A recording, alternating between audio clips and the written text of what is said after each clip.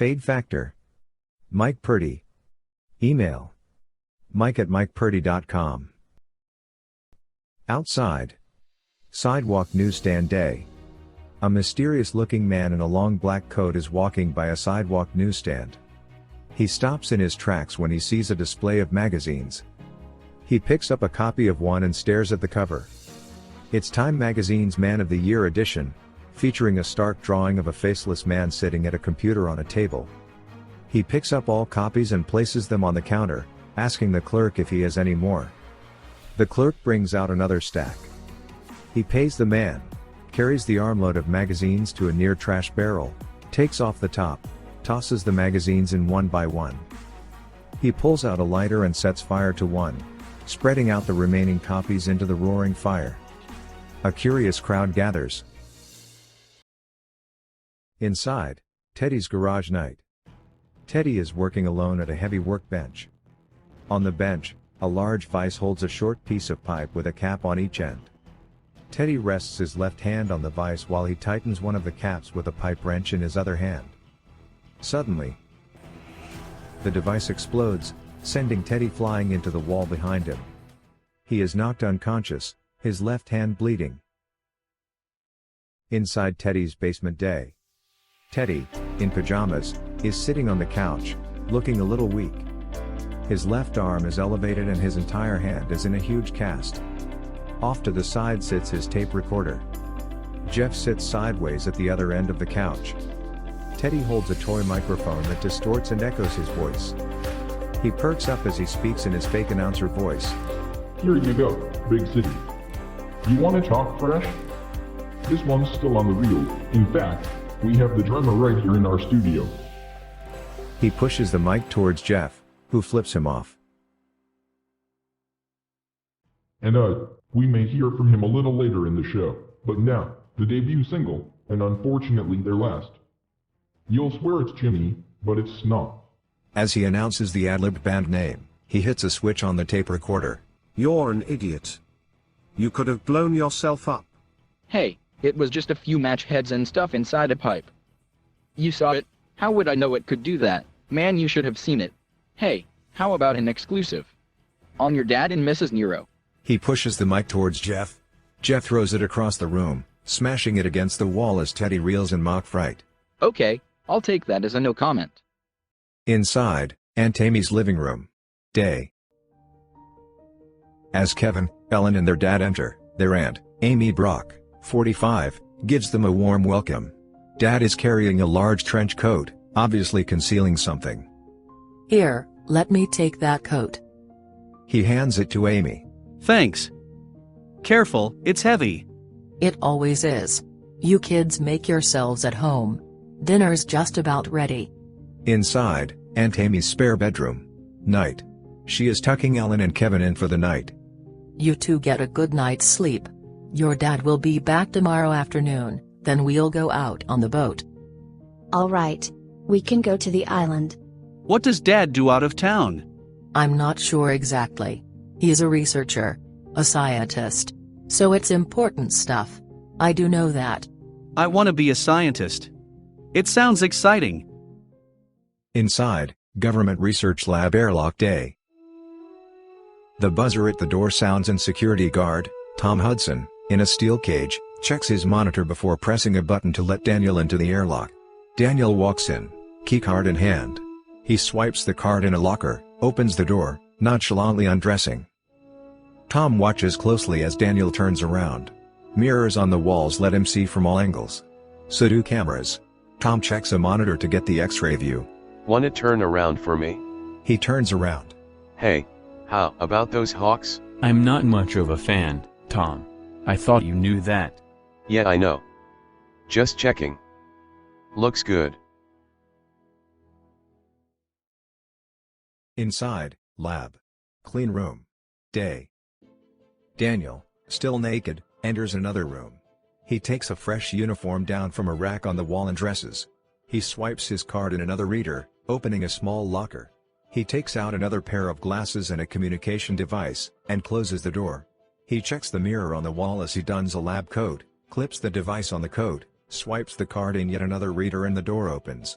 He exits the room with a slight wave to Tom via the surveillance camera on the wall. He mutters under his breath. Asshole. Inside, government lab. Main room. Day. Daniel enters an enormous, brightly lit room. It's bustling with activity. The room is outfitted with equipment racks, windowed booths and computers. He attempts to make it past his boss' open office door to get to his own office, but he doesn't make it. Gus Morgan, 50, yells at him. Daniel. That you? Come on in. Daniel enters. Gus is sitting behind his government-issue desk.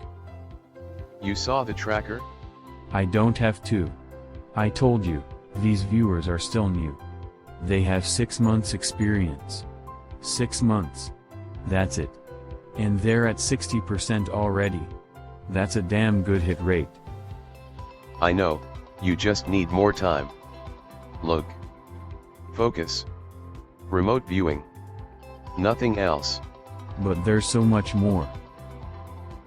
There is no more. You just don't get it? The boys want remote viewing. They're hung up on this idea of peeking on their enemies without their knowing it.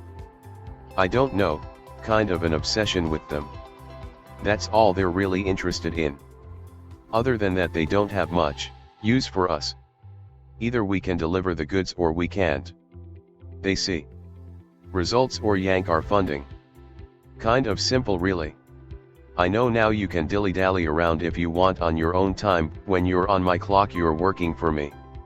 So let's see those results. Cheat if you have to. No way. That's where I draw the line. You draw all the little lines you want. I'm not the one you need to con. You put on a nice show for the board and we get to keep doing what we're doing. Got it? Inside, school cafeteria. Day. Jeff and Teddy, high school age. Jeff is staring across the room at a girl. She has reddish long hair, is talking with friends, her back to Teddy and Jeff. Earth to Jeff. Earth to Jeff. Yeah. You know, you could go over and introduce yourself. Ask her name, take her to a movie. Or you could just stare at her like a stalker every time you see her. You're so dense. Okay, I'm just saying. Well, don't. Exterior, boat day. It's a beautiful, warm day. Ellen is at the wheel of the family cabin cruiser and Daniel and Amy are relaxing on the deck. Kevin, nose in a book, is up on the bow. Almost there. Dad. Steady as she goes. To Amy. Thanks for all the help. Hey, what are sis-in-laws for? They're like the kids I never had. Besides, I need to stay busy. Retirement doesn't sit well with me. I like this surrogate mom thing. Exterior. Goat Island. Day. Daniel puts his backpack on as the three drag the dinghy up onto the beach. Kevin and Ellen head one direction and Daniel heads another. You guys'll be in your regular spot. Yeah, Dad. Have a nice hike. See you in about an hour. Inside. Car on rural mountain road. Night. Daniel Rayner is driving along the curvy road. Headlights approach quickly from the rear. He is being tailgated. Driving a little too fast, he rounds a blind corner to see a large van straddling both lanes ahead. A man stands to the left of the van, waving his hands. Daniel swerves to the right and runs off the road. It's a sheer drop-off. The guardrail has already been smashed and offers no resistance. Exterior, same mountain road. Day. Several police vehicles, a black government car and two tow trucks, one black, are on the scene. Gus Morgan, accompanied by a no-nonsense government official, confronts Sheriff's Deputy Bowman, who is bent down eyeing the guardrail. Gus and his friend present their IDs. Deputy Bowman stands, faces him. We'll take it from here. The car will be at the impound lot. You can pick it up there. He glances at the government official, then back to Deputy Bowman. This vehicle is government property. This is a government case. Your investigation ends here. Understand? Exterior, Amy's house. Day. Amy, Kevin and Ellen, dressed in black, approach the front door. Amy reaches for her keys and notices the door is ajar. She pushes the door open and looks on in horror. Inside, Amy's living room. Day. Furniture is upturned. Lamps are broken. Plants are dumped out onto the carpet. The place is trashed. Inside, Gus's conference room. Day. Gus opens the door to the nondescript government room. The room is mostly unfurnished, save for a table and a couple of chairs. Amy enters. They both sit. Amy gets right to the point. Didn't find what you wanted, did you? What do you mean? Let's get on with this. I'm going to ask you one question and I want a straight answer. If you can't answer it to my satisfaction, we're wasting our time. Okay. Did you have anything to do with Daniel's accident? Look. Daniel Rayner was our most brilliant researcher. He had our trust and our admiration. Sure, he was under heavy security, not only for our protection, but for his.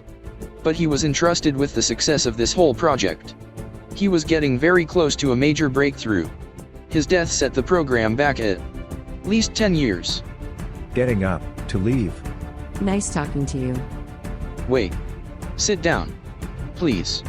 Look, all I can tell you is this. Our government. Absolutely no involvement with Daniel Rayner's death. I swear. Okay, let's say I believe you. Now what? Where do you go from here? What do you mean? Stands up. You need me and you don't even know it yet. Give me a call when you get a clue. Exterior. City Park. Day. Amy is sitting on a park bench. Gus approaches. She looks up. He motions for her to follow. We'd better keep moving. Can't be too careful. I knew you'd call. Okay, so Daniel sabotaged the project. Bullshit. Don't give me that sabotaged crap. He was a patriot, and he was killed for it. If anything, it was self-defense. He outsmarted you, that's all. So he left a few details out of the log. So what? So, all that research goes down the drain. Lost. Great. Some patriot. We pay him and he screws his own government by breaking the law. You knew he had a photographic memory, didn't you? So? So what if he memorized all his research every day and copied it down when he got home? And what if he'd been saving all of that research in a safe place? On not just remote reviewing but a lot more. Okay, I'm listening. Before you get any ideas, they're hidden away where nobody will ever find them, even if you kill me. And I'm the only one who knows where they are. And don't try to blackmail me. I'm an ex-cop. And I have cancer. Terminal. I might have a year. Maybe 2. So I have nothing to lose. Don't even think about fucking with me. So what do you want? Some time has passed. Gus and Amy are in another part of the same park. I could support the idea. I know people who would underwrite the project. College for 2, research facilities.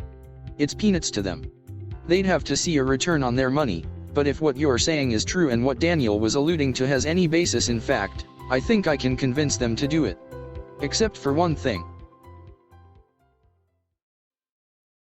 Inside, Julius Rector's office. Day. Julius Rector and Ellen are going through a large stack of resumes. They make an odd couple, she a trim, attractive brunette, and he, looking 7 years her senior with a rather lump, irregular-looking face. Ellen, holding 2 folders in her hand, gives one to Julius. He studies it carefully. Here's our audio guy. He's totally self-trained, but his work with subliminal messages is nothing short of genius. He's been published more than anyone else in the field. He builds a lot of his own equipment from the ground up and he's excited about the project. Yes, I read of his work in Scientific American. Good call. Okay, who else? For project coordinator there's Jeff Hecht. All the right credentials, spotless reputation, he's a computer wizard and is one of the most respected people in the field. He's perfect. So I see.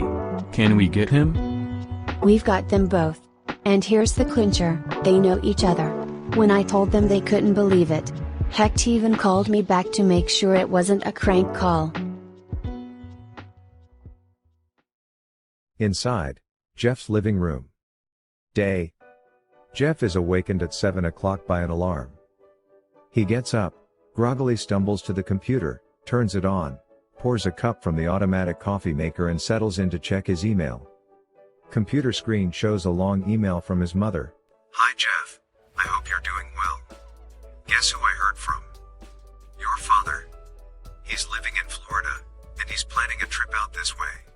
Jeff hits the delete button without reading the rest of the email. Inside Jeff's living room. Day. Jeff checks the next email. It's from Teddy. Hey pal. So we'll be working together. We've got a lot of catching up to do. See you there. I hear they'll have a bitchin' buffet. Better get there early. Jeff laughs, takes another drink of coffee. Inside Rector Brain Research Institute. Day. Jeff Hecht and the other new recruits filter into the plush main gathering area for a welcoming party. The atmosphere is warm and casual. The feeling is upbeat, creative, and energetic. A photographer is roaming the room taking pictures. Jeff and Teddy see each other, shake hands, then spontaneously hug. Teddy. Hey. We are together again. How cool is that? So catch me up. How'd you get here? The short version? Okay, after the radio station I got a job making subliminal tapes. Get this. We'd have a guy whisper into a microphone things like, "You are worthy of success. You are smart, and people like you. You feel full and have no desire for that donut. The thought of smoking makes you sick." Things like that.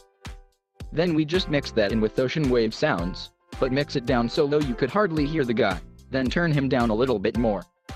And the weird thing is it kinda worked. Then I remembered some stuff my dad had told me about how the phone company could get multiple calls on one line. I wondered if subliminal messages could be handled the same, and whether the subconscious. Turns out it worked. Just dumb luck. And here I am. Hey, are those pigs in a blanket? While Teddy steers them towards the buffet table, Jeff follows, but is distracted by something across the room. Julius and Ellen Rector have just entered. Jeff freezes. Beep. Beep. Hey buddy, your seatbelt's dragging on the ground. That, my friend, is the fresh young wife of Julius Rector. And as you can see, rather nasty looking. Jeff smacks Teddy, almost spilling his drink and plate of snacks. Teddy reels playfully, not dropping a crumb. I know who it is, you idiot.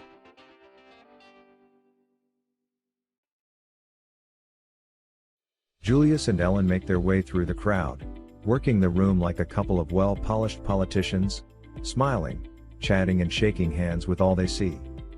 They either love being around people or know how to fake it. She's conservatively dressed, and he is in an expensive three-piece business suit. They approach Jeff and Teddy. Rector extends his hand to Jeff and smiles warmly. My pleasure. Good on the phone. Hi Jeff. Jeff Hecht, I'm Julius Rector. Very pleased to meet you. And me too. You know my name. I know everyone's name. It's kind of a thing with me. It's not hard really. And you must be Edward Bear. Mouth full of food. Yes, they call me Teddy. I guess it's inevitable. Then Teddy it is. And this is Ellen. Ellen, Teddy Bear, and Jeff Hecht. Pleased. Ellen shakes Teddy's hand, and then Jeff's. He looks a little stunned. Yes, we did. Good to meet you face to face. Well, I'd better get ready for the orientation. See you both then, 10 o'clock sharp. Teddy, still chewing, waves to Julius, then to Jeff and Ellen, then heads back to the buffet, leaving Jeff and Ellen to talk. So, you'll be coordinating the sleep experiments. I'm so excited. When can I see the lab? The photographer gets their attention. Ellen moves a bit closer to Jeff. They face him, smile, and he snaps their picture. I'll show you around right after orientation. Julius likes to do his magic show for all new recruits. That's what I call it. This is the biggest crowd we've ever had. It's a pretty exciting day, seeing all these new faces. Well, see you in a little bit. Welcome aboard. She shakes his hand again. As she turns to leave, Jeff looks down at his hand, then at Alan's departure.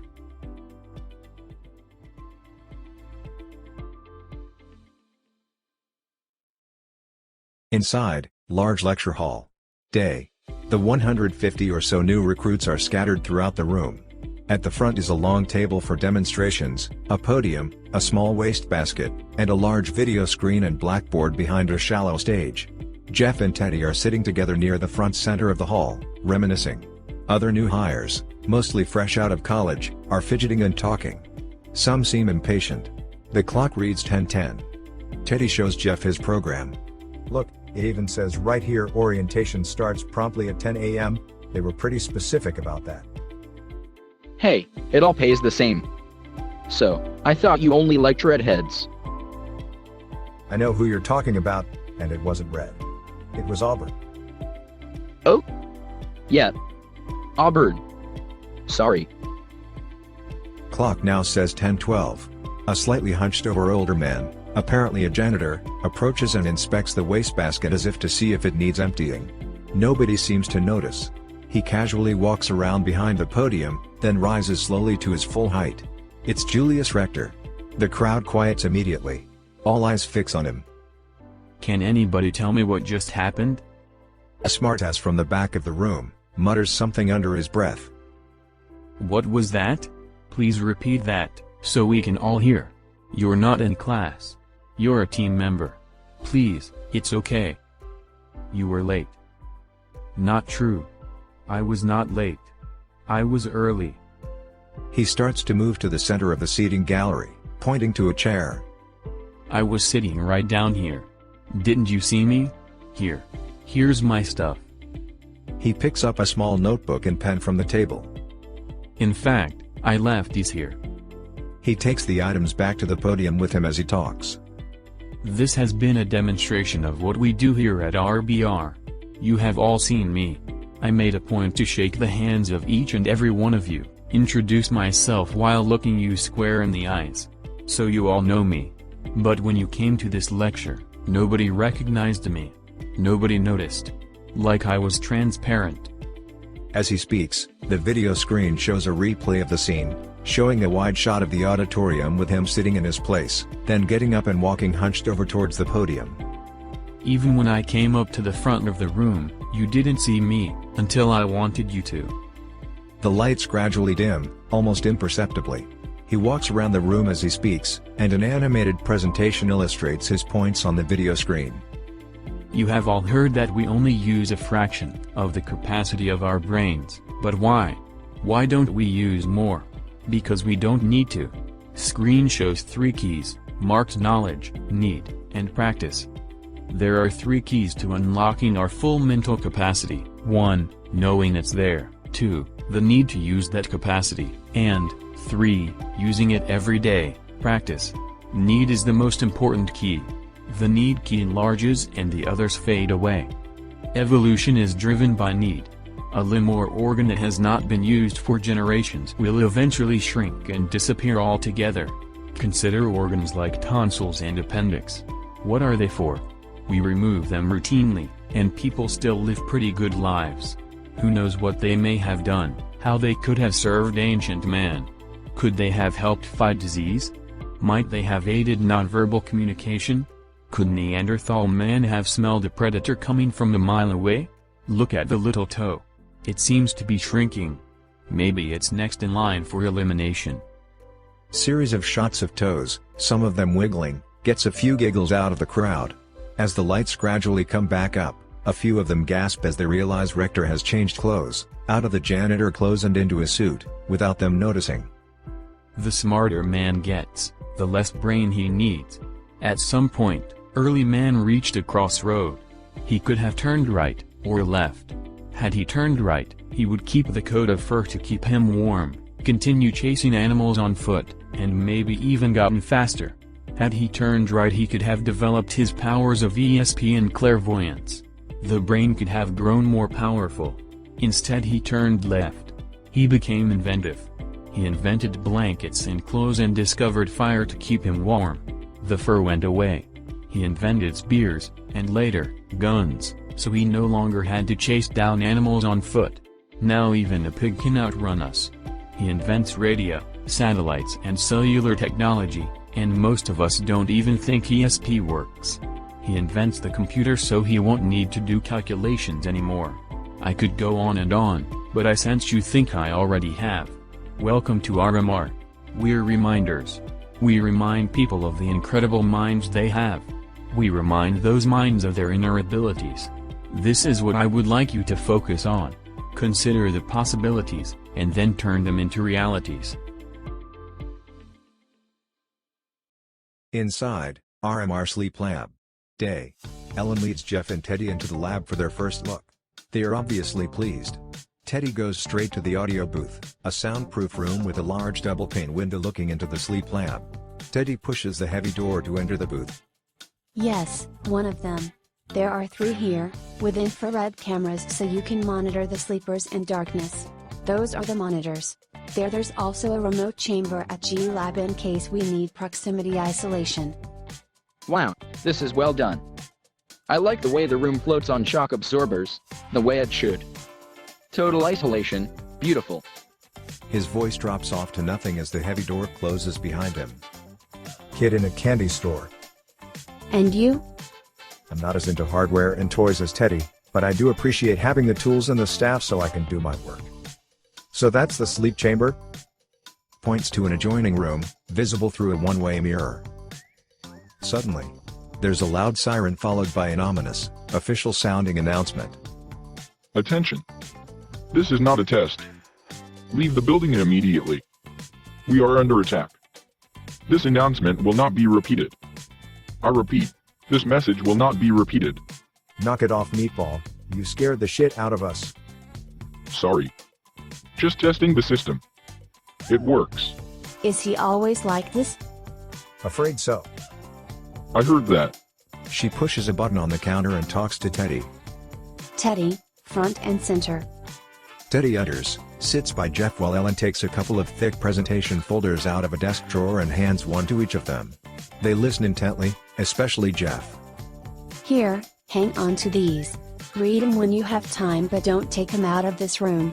They document all of our research to this point. As you know, my father, Daniel, began this project while a researcher for the government. Julius and I picked up from where he left off, and we've made pretty good progress. As you see, there's someone I want you to meet. Ellen stands and leads the pair out into the halls of RMR. Inside. RMR hallway. Day. 99% of the new recruits here at RMR have education and/or psychology backgrounds. They are either involved with developing the curriculum or teaching it, training the people who will actually administer the RMR program to our clients. Later we'll bring in marketing and sales. What the 3 of us are here for is to tackle the 2 major challenges we face today at RMR. 1. Get the training time down from 2 weeks to 3 days, and 2. Eliminate fading, what I call the fade factor. This program is powerful stuff. A client can expect at least a 200% increase in memory retention, vastly increased mental acuity and calculation skills, and even acute intuition. A client will actually be able to make better decisions by being able to sense future consequences of his day-to-day decisions. They approach a door with a sign that says, "Physical condition." Ellen swipes her key card in the lock and they enter. And here is the gym. Inside, gym. Day. A large workout area with treadmills, exercise bikes and weight machines. There are a few people in gym clothes in various stages of their workout routine. They approach Kathy, a fit 25-year-old, sweating as she pedals a stationary bike. This is Kathy. She increased her mental acuity by 200% by standard measurement upon finishing her 14-day training program. She's been on the maintenance program for 6 months now. Read any good books lately? I just finished The Bean Trees by Barbara Kingsolver. Okay, what's the first paragraph on page She motions to Teddy to say a number. 71. Page 71. She rubbed her neck and turned her face to the sun again. Luann's face was small and rounded in a pretty way like. Amazing. I think we get the point, Kathy. And what do you have to do to maintain this level of performance? This. A half hour on the bike or treadmill, running 5 miles, and weights, plus the vitamins, and I can only eat what's on the RBR diet. That's the hardest part. Every day. Every day. Plus an hour study session a day. And if you don't? If I cheat, just a little, I notice a real decline in just a few days. Thanks, we'll let you go. She leads Jeff and Teddy over to a large wall chart. This shows the whole story for a typical client. Here's the beginning score, before training. Notice as the days of training go by, the score climbs at a rapid rate, reaching a peak at about 200% by the end of the 14 days. Then with no maintenance, it gradually falls, back to the original 100% by about 8 days. The other lines on the chart represent various alternate levels of maintenance: exercise only, diet only, study only, exercise and diet only, diet and study only, and so on. As you can see, nothing but the full program works to keep the client on the growth path. That's the fade factor. Inside, Sleep Lab. Day. Jeff, Teddy and Ellen enter, talking excitedly about the challenges ahead. Jeff, you set up the experiments and monitor the results, and Teddy, you work on the audio program. When can we start? Today if you want. It wasn't supposed to be a work day, but if I don't turn you loose on this now I think you're going to burst. Yay team. We are the anti-fade brigade. That's the spirit. Ellen leaves. Teddy puts his feet up on the counter, while Jeff starts setting up his computer. Can you believe this? It's a dream come true. They seem to have thought of everything. Yeah, we don't even have to worry about power failures, with all the sparks flying between you two. Oh yeah? Spark this. Jeff slaps Teddy's feet off the counter, sending them slamming hard to the floor. Teddy spins in his chair and lets out a howl. Inside, RBR Sleep Lab. Chamber day. A female subject in her 20s is lying on her side on a small hospital bed. There are wires attached to her scalp, neck and wrists. She's apparently sound asleep in the partially darkened room. Inside, RBR Sleep Lab. Main room. Day. Jeff monitors the subject's vital signs from the adjacent sleep lab control room. They show up as a colorful display on Jeff's computer. Her image is visible on a nearby monitor, colors distorted due to the low light condition. Ellen looks over his shoulder, writing notes on a clipboard. Jeff talks to Teddy over the intercom. Okay, subjects in REM. Start the program. Starting program 1.3, level -40. And fading. -1, 0. Okay, give it 30 minutes. Take a break. Teddy starts speaking from his booth in his soft late-night DJ voice over the intercom. Hi, thanks for joining us tonight. We've had a request for Jeff and Ellen, working hard over at the RBR Sleep Lab. Keep up the good work down there. Happy dreams. He starts the music. It's Ravel's Bolero, the love theme from the movie 10. Jeff and Ellen give him 2 laser looks through the window. Teddy fades the music down and changes the subject. Okay, I have a question. How come we have to have lab rats to test this program? Why not test it on me? I want to be smart too. Other than the occasional lapses in judgment, you're smart. And you know we can't risk distorting your observations. I'm the only one on the team who's gone through it so far, but let's keep the 2 of you outside for now. Believe me, you don't want to go through the current program. It's like going back to school and staying there. It's a lot of work. Remember Kathy? Besides, Julius would freak. Yeah, well he doesn't need it. He's a genius. Exterior, City Park. Day. Jeff and Ellen are strolling while Jeff lunches on a hot dog. I just don't know if we should be here together like this. Like what?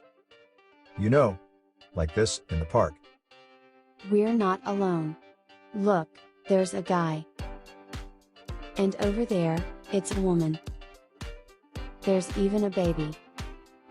There are people crawling all over this place. We're walking in the park.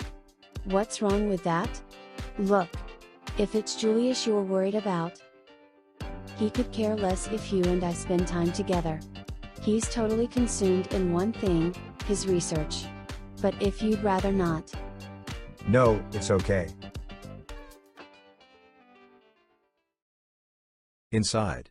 RBR Sleep Lab. Day. 2 monitors show 2 sleep subjects in the booths, a man and a woman. They're both apparently asleep, the man snoring slightly. Jeff is showing Alan something on his computer screen. Teddy is in the main room with them, sitting on the counter. Here's what we have in a nutshell.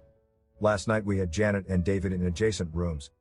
We were using program 2.2 with the special trigger tone Teddy added. It's a pulse tone. Kind of opens the door to the subconscious just a crack. Since it's different for everyone, we were going through the combinations. 12 Hz with David in chamber 2. We then fed the same program to Janet. Figured we'd do the sweep on both at once. And something happened with the brain wave signatures. They became identical. I'm talking exactly alike. Janet's exactly matched David's. Yeah, it's like somebody flipped a switch. The weirdest thing. Are you sure? But they're signatures. No two are alike. We checked and double-checked. That's only the half of it. Today we got 2 fresh subjects, Mike and Stephanie, and the same thing happened. So we decided to push it. Thought there might be some local interference. We sent Marcia to G-Lab. She should be asleep by now. So you're saying that somehow there's communication between the 2 sleepers if they're on the same pulse frequency? Well, before we jump to conclusions, let's see if proximity has any effect. Theoretically, communication between 2 minds would be independent of proximity. It wouldn't be like radio waves but more of an instantaneous knowing. Let's find out. Teddy takes his cue and moves into his audio booth. They watch Marcia on a monitor labeled G-Lab Sleep Booth. Looks like Marcia is out.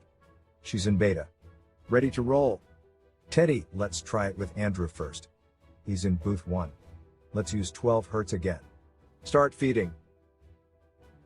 Feeding booth 1, up to standard. Level, 12 Hz.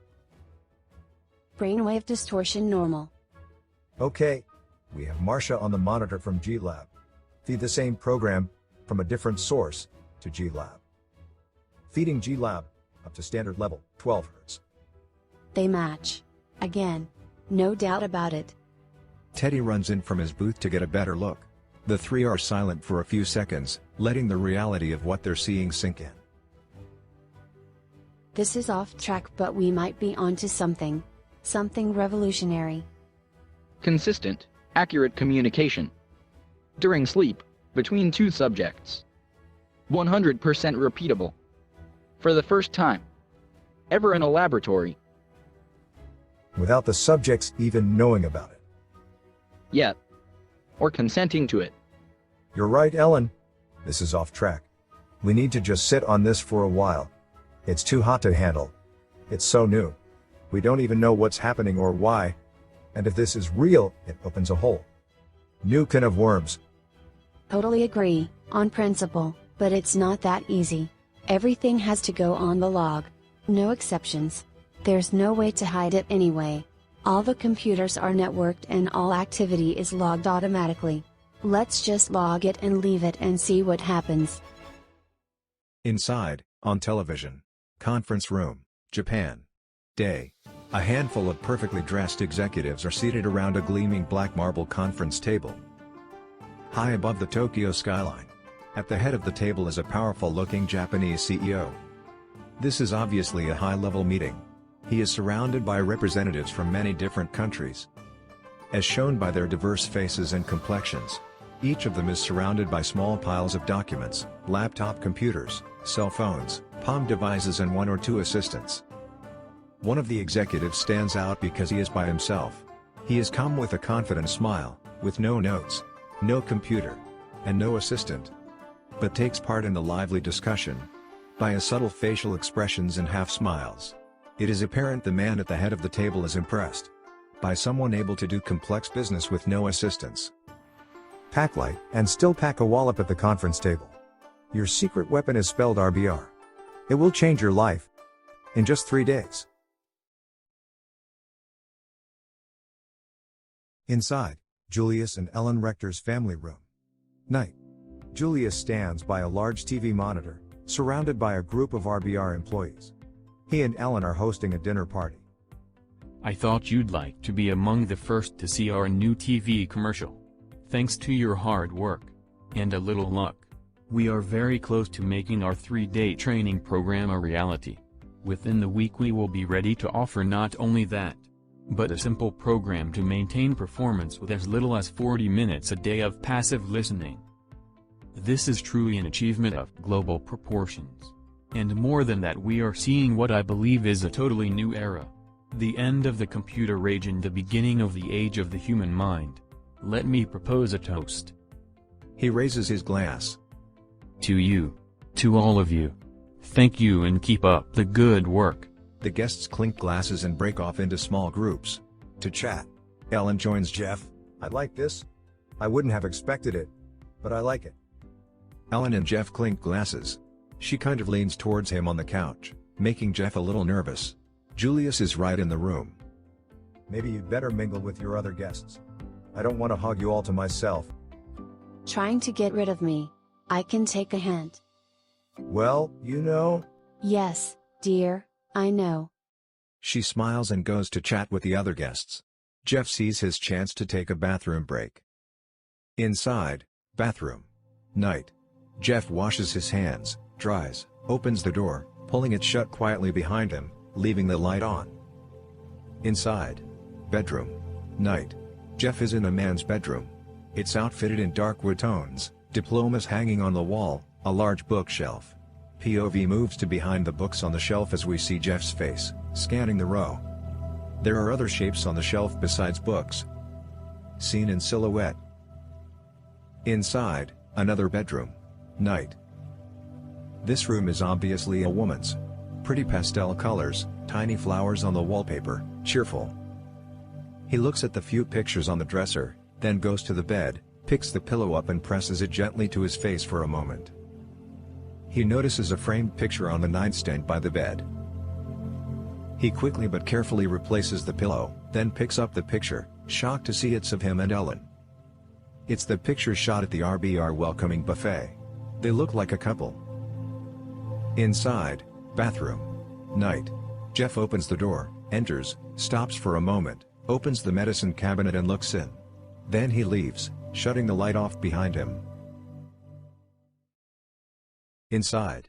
Rector's Den. Night. Ellen showing Jeff around. He notices a rather large wedding picture of Julius and Ellen.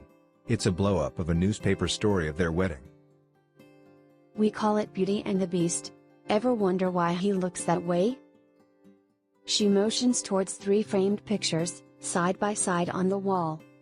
Julius is in the center. Jeff doesn't recognize the other 2, but they look related to him. Who are they? It's Julius and his brothers. Well, not really. It's an illusion. Watch. She picks up a small mirror with no frame. Puts it up to the picture of Julius. Lining it up vertically with the center of the picture.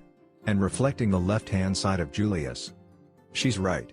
The pictures match perfectly. She then turns the mirror around showing him the other side of the illusion. And this is just the right side of his face. That's too bizarre. He's like 2 people. Julius heard once that everyone's face looks like a different person on one side, then on the other. He figured he could use that to his advantage if he ever needed a disguise. Said it was like having 2 faces. He's always had this fascination for magic and illusion. Remember the show he put on at orientation? He loves fooling people's minds. Teddy and Jeff are knocking down a few beers and having a man-to-man chat. Sorry I missed that. So, they do sleep in separate rooms. That's just not right. And you, all alone. What do you make of that picture of the 2 of us? Right by her bed. Look man, it's just a picture. It's not like you 2 are carrying on or anything, are you? Of course not. You know me better than that. And you and your wise-ass remarks. Why sweat it? You like her. She likes you, that's all. And she's not getting any attention at home. She probably stands to lose a bundle if she leaves him. Oh come on.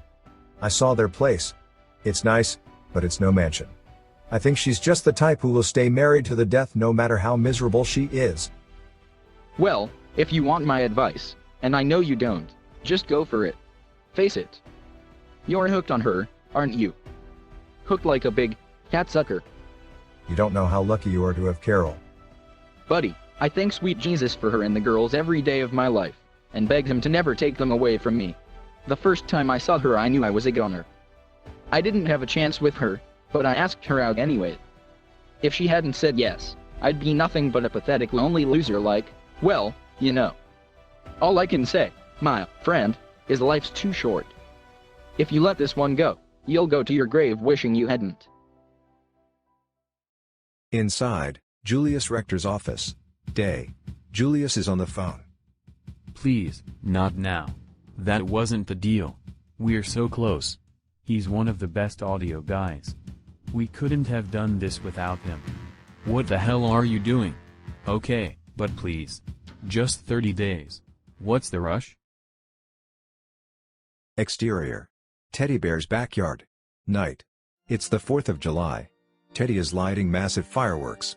Jeff is there, Teddy's wife, Carol, and their 2 girls. Teddy lights sparklers for the kids. Have you ever noticed how he never introduces her as his wife? It's never. Hi, this is my wife, Ellen. It's always, hi, I'm Julius Rector and this is Ellen. Hey, enough about them. How are you doing? I'm okay, nothing lasts forever. Like an old army buddy used to say, all's well that ends. It was a cool job, but I already have other offers. Something about working at RBR, you get a reputation, I think. I'll take a couple of months off. Take the kids to Disneyland, just vegetate for a while. The thing that pisses me off is the way he did it. Rector? Yeah, it's like he never let anybody go before. He said something about it being for my own good. He seemed really apologetic, like it was somebody else's decision. You wouldn't have expected him to call me into his office and tell me to my face. You just don't do that. You let someone else do that. Why not Ellen? She's my direct superior. It just doesn't make sense. It's like he got you to design the maintenance program, it worked like a champ and now it's his. And that ESP thing. Who knows what that could lead to in the right hands or the wrong hands. If those 2 things alone can't buy you job security, I don't know what can. What reason did he give? None. But hey, what's done is done. I got a good severance package. No use holding a grudge. We've got some celebrating to do. Teddy breaks into his mock announcer voice, addressing the crowd. Time to unveil the theme of this year's Bear Family 4th Fireworks Spectacular. Jeff helps as Teddy pulls a blue tarp off of a large, detailed model of RBR headquarters sitting on a picnic table. Beside it sits a 4-foot rocket with a very good likeness of Julius Rector strapped to it. They carry the model gingerly to the middle of the large yard where a concrete launch pad awaits. They place the model in the center of a circular pad and Teddy runs wires back to a controller by the barbecue area. He plugs the wires in and the building lights realistically from them. A few of Teddy's neighbors have come by out of curiosity. A couple more are seen poking their heads over the fence. Teddy leads the group in the ceremonial countdown. 10, 9, 8, 7, 6, 5, 4, 3, 2, 1.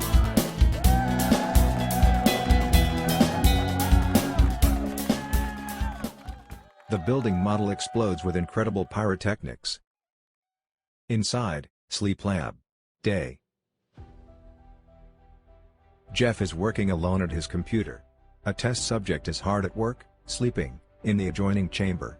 Jeff looks towards the audio studio where his best friend, Teddy, used to work. There's a new guy in the room, Ray, checking out the equipment, opening drawers, looking through all the files. Rector enters the audio booth and has a short conversation with Ray.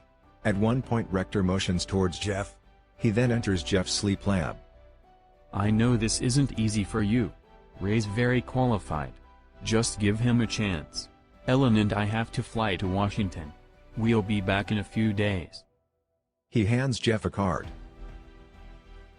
Here's where we'll be staying. Don't hesitate to call if you need anything. As soon as Julius is gone, Jeff tosses the card in the trash. Inside. Bare TV room. Night. Jeff and Teddy are talking, snacking and drinking beer. The TV is on CNN with the sound muted. Ray Hines. I've heard of him. Nothing against him personally. He's probably the number 2 audio guy in the business. Yeah, well, I'd rather have number one's back. But it'll be okay. At least he doesn't interrupt our work with that dumbass crap. Teddy kicks his slipper off in Jeff's general direction. Jeff grabs it out of the air and tosses it back in Teddy's face. Then Teddy sees something on the TV screen. He grabs the remote and turns the sound up. TV announcer's voice is heard with appropriate live shots and archival footage. Julius Rector first became known to most of the public when he made these dramatic statements from the headquarters of his Rector Brain Research Institute just 1 year ago today. Rector is shown on screen, sitting at his desk in his office. He speaks. I'd be the first to admit that computers are amazing tools for mankind. I've used them myself. But they're only tools, and should never have replaced our own memories and math skills. As we become more reliant on any outside mechanisms, we become less reliant on our own inner resources. Use it or lose it, and look around. We are losing it. And here at RBR we are the first in the world to move towards stopping the leak. We are entering a new decade, and the age of the computer is drawing to a close. Rector's RBR Institute now has over 8,000 clients, most of them happily paying $10,000 a head for its 3-day course on brain development. Screen shows archival footage of interview clips, Ellen DeGeneres, Jimmy Fallon and David Letterman. Rector even made the talk show circuit, appearing on most all of the major shows, and dozens of local shows across the country. Cuts to clips from a local talk show. Host is seated behind a desk and Julius Rector to the left of her. Local show host. This is amazing. Well, you who watch all the time know I usually come out of here with a stack of cards, and I'm always looking at them. But this is really weird. I feel kind of naked, but I don't need them. In fact, look at this. Shot of host's dressing room with an assistant unplugging her computer. This was really painful at the time, but I felt I was ready. Audience gasps as the computer, monitor, keyboard and all, is hauled over to the window and tossed out, one piece at a time, smashing onto the pavement below. That's power, man. Everything that was on the hard disk in that computer is now right up here. Points to her head. And we did it in just 3 days. Is that typical? Yes it is. And anyone can do it.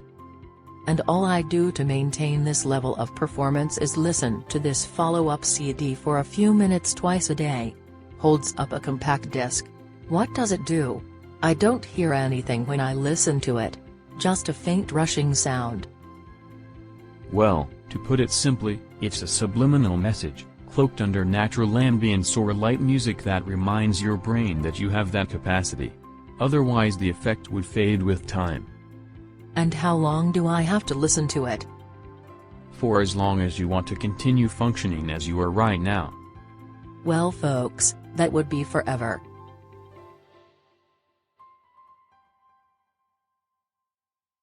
He's even had an effect on the world of fashion. Screen shows a TV commercial. Exterior. City street.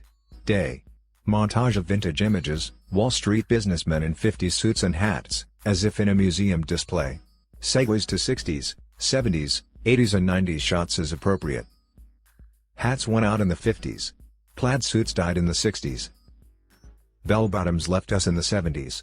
Glasses in the 80s. And briefcases became obsolete in the 90s, when you got smarter. Scene from modern-day Wall Street. Now only grandpa tinkers with a computer. Today, you carry all that you need in your head. Man in a business suit.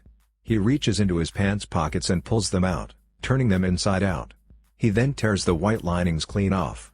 Not on your person. Now, all you need is your ID and your tiny cell phone. Inside, dance floor.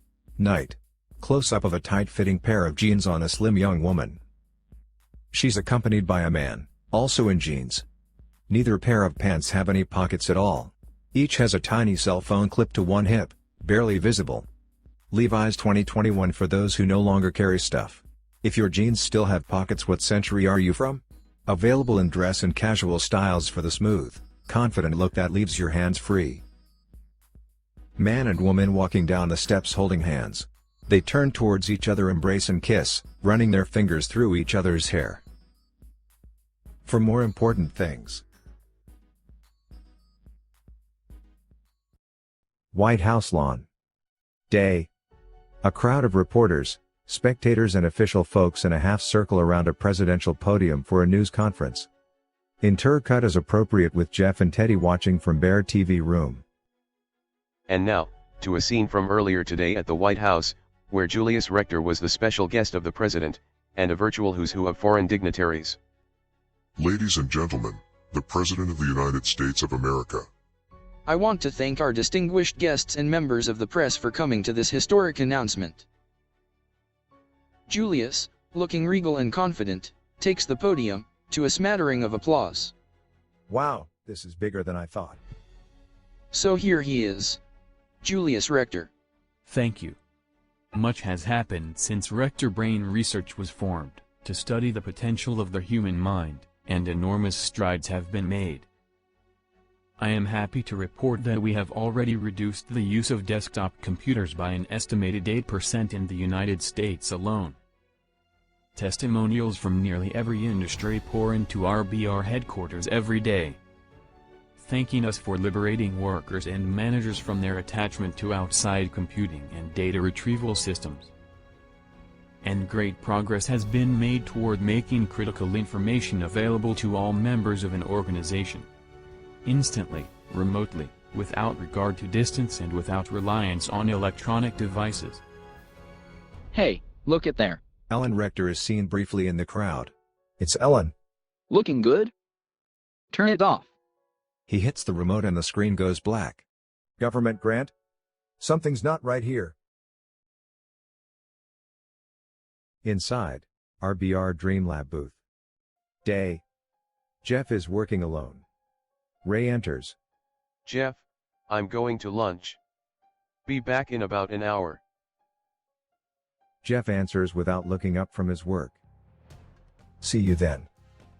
Inside, RBR Dream Lab audio booth. Day. Jeff has entered the audio booth.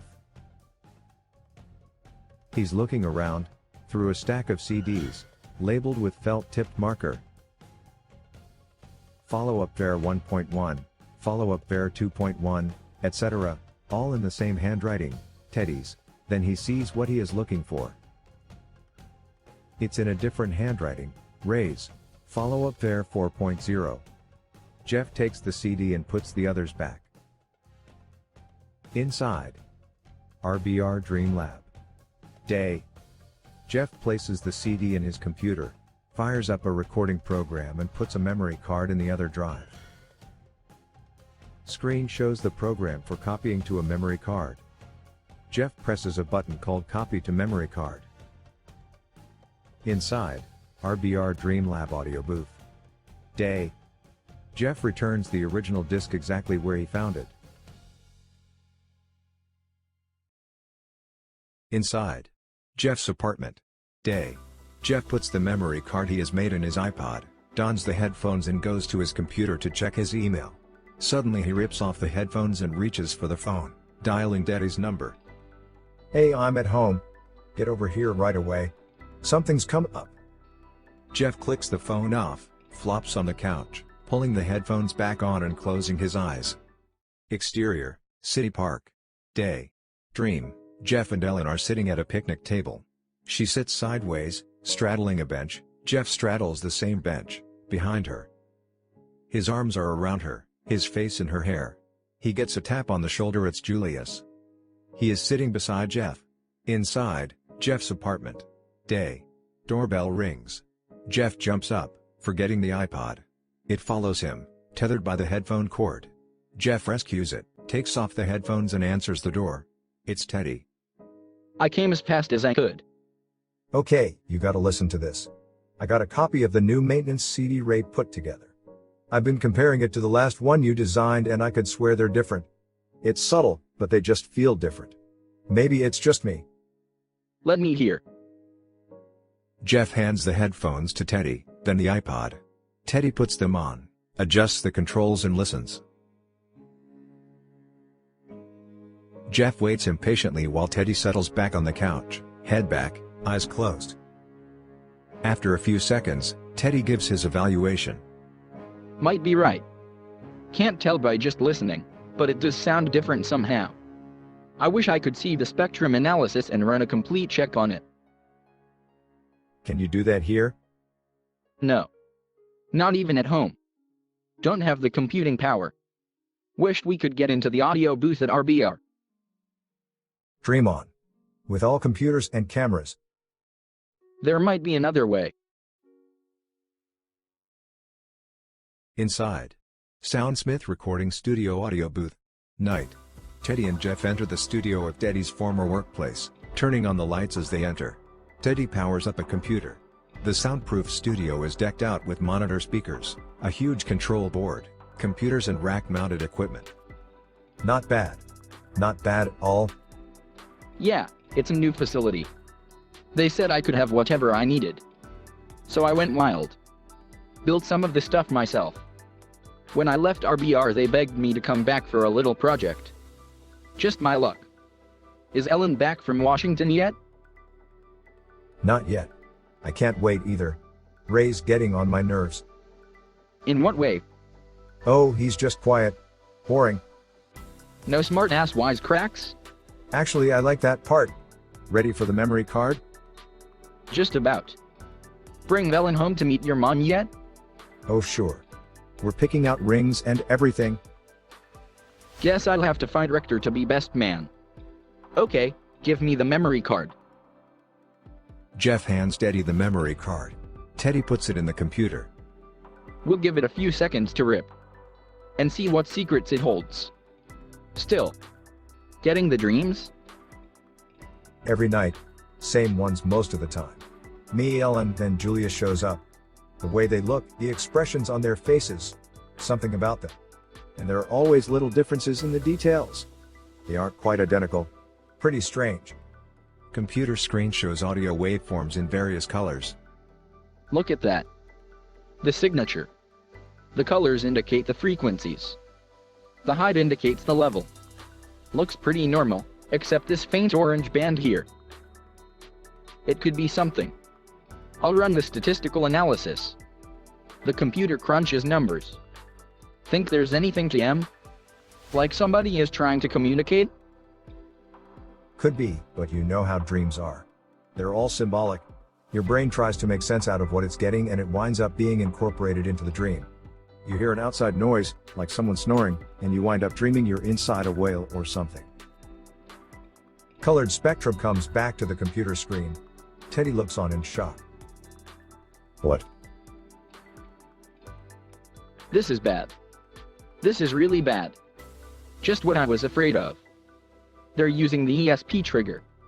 And it's being distributed to every single RBR grad in the world, downloaded by the thousands every day. What's it mean? My guess. It's to condition the listener to turn on their ESP capability. To stimulate it somehow so that it can be accessed. But it wouldn't work. Everyone responds to a different wavelength. There are hundreds of combinations. Yeah, but look at the massive distribution, and now it's worldwide. There must be thousands of CDs and at least as many MP3 downloads from the internet secure site. There could be millions of people in the loop in a very short time. If only 1% of them responded, it's theoretically possible to tap directly into their thoughts, memories, who knows what. Not without their consent though. Who knows? It's so new. And they're targeting important people. Not only business leaders, but governments too. Remember the news conference? Rector referred to sending data without electronics, but I thought he was just being optimistic. The technology is at least 10 years down the road. What the hell's he doing? We don't know anything about it. It's too erratic. Everyone who listens to this on a daily basis is in danger of opening up that pathway, sending out sensitive information to whoever. And that could be literally anywhere. Proximity is totally irrelevant. This rector's worse than I thought. You know what they say, knowledge is power. Well, this could be more than just knowledge. Whoever is picking up the ESP signal could have just about absolute knowledge. And that could mean absolute power. He could be another Hitler for all we know. He breaks out into his mock announcer voice. And now, the supreme ruler of planet Earth, Julius Rector. Bow before him, humble subjects. Now, all together bend over, and assume the position. Inside, sleep lab. Day. Ellen is back from her Washington trip. She and Jeff are working. Ray is in his sound booth. I notice you have the privacy switch on. You never did that with Teddy here. Well, he's not Teddy, is he? Look, I don't like this any more than you do. Teddy was a huge part of this project. He single-handedly pushed our progress ahead at least a year, maybe more. I can't talk here. How about lunch? I have plans. Oh, Unless you have some answers. I think I have some answers. Outside. Boat. Day. Ellen and Jeff pull out of port, Ellen showing Jeff what to do to get the boat underway. They get out into open water where they can sit back and relax. Ellen pulls a couple of drinks and sandwiches out of a cooler as they sit and enjoy the view. It belonged to my father. We've kept it all this time because it reminds me of him. He used to take my Aunt Amy, my brother, Kevin, and me out on it every chance he got. It was the only place he felt he could talk freely. He said to always assume they could be listening.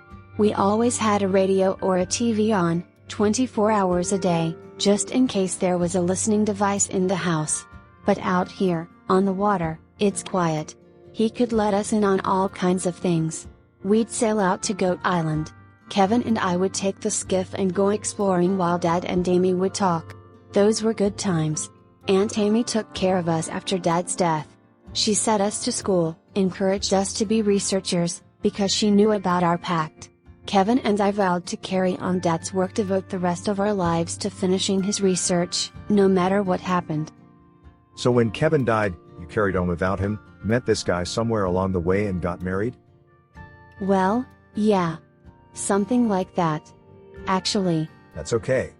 I don't need to hear about him. I've seen this story 100 times. Research team up in and out of the laboratory. How romantic. But. Look, I don't know why you stay with him. You must have your reasons and that's all that matters. But I have to ask you something. Okay. Did you know he's using the ESP trigger? It's in the new follow-up CD. Teddy and I found out about it. I shouldn't have gotten you involved in this. Please believe me. I was under orders from the top, and I don't mean Julius. Then who? Look, you really want to help?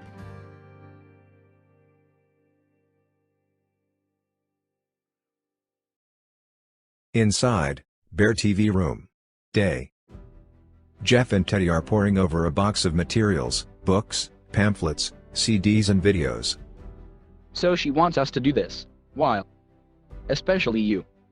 I thought she didn't want anyone going under training who was working on the project. Doesn't want them to be influenced, affected. She says it's the only way we can fix this mess, for both of us to undergo training, and she was very explicit about keeping it a secret. I've got that covered. We're going on a little fishing trip. He pulls a set of boat keys, on a floating key fob, from his pocket, and holds them up. Exterior, Ellen's boat. Day. Teddy and Jeff are kicking back, apparently enjoying the sun, napping on deck chairs. Then the alarm on Jeff's watch beeps softly. Jeff speaks, almost in a whisper, while his eyes remain closed. Come out slow. Not too fast. Don't open your eyes yet. Not for a few minutes. This meditation is weird. You just stop everything. It's nice, but I don't feel any different. Yes, we're doing it right. After a short wake-up period, Teddy gets up slowly and reaches for a large tackle box. Hey, what are you doing? We're supposed to be fishing, aren't we? We'll have to come home with something besides just a tan, and an IQ of 200. We got a week. Besides, we can buy fish. Ladies and gentlemen, welcome to Sports Fishing with Jeff Hecht. He never comes home empty-handed. His secret? Joe's Fish Market. And American Express. I sure hope your sense of humor won't be wrecked by your newfound intellect. Here. He tosses Teddy a thick book. Teddy winces as it lands heavily in his lap. Hey. Easy. I might want to pass these prime genes on someday. Go to page 78.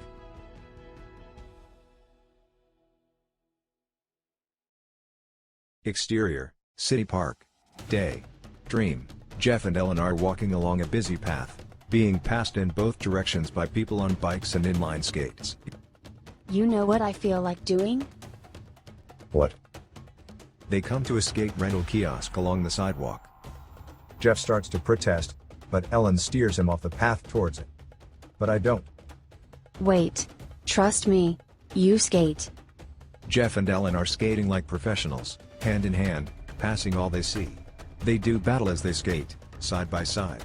Men in black suits come at them along the path. Jeff and Ellen use punches, kicks and blocking moves to knock them out of the way. Suddenly they are skating down a hallway.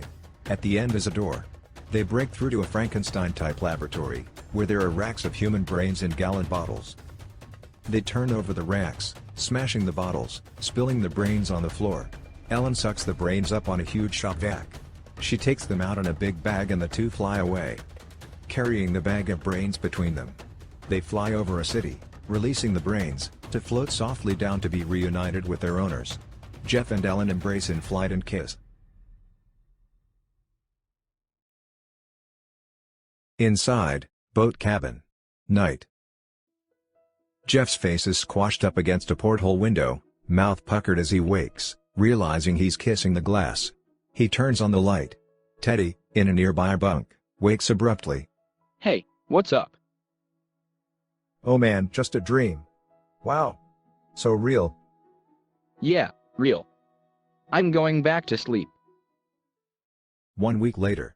Inside, Sleep Lab. Day. Jeff enters. Ray is in the audio booth, sees Jeff, comes out of booth. Where's Ellen? She's missing. Been 3 days now. Nobody's seen her. Interior, Julius Rector's office. Day. Jeff is standing. Julius is sitting behind his desk. Look, will you just sit down? If I knew where she was, I wouldn't be here. Please. Sit. Jeff sits. This isn't easy to say, but... What? We're going to have to suspend research, for a while, at least until we know Ellen's okay. What are you saying? I need to have you, not here, for a while. Call it an extension of your vacation. Another month or so. After that, we'll see. You're laying me off? Julius hands Jeff a manila envelope. Jeff looks down at it. Inside. Bare TV room. Night. Teddy is drinking a beer and Jeff, juice. The TV is on but the sound is turned down. You sent the packages? Yeah, and emails. We'll see what happens. What I don't get is, how come Julius hasn't reported her missing? I mean, it would be all over the place. Teddy motions to the muted TV picture. He knows where she is, that's why. What makes you say that? I don't know, just a feeling, I guess.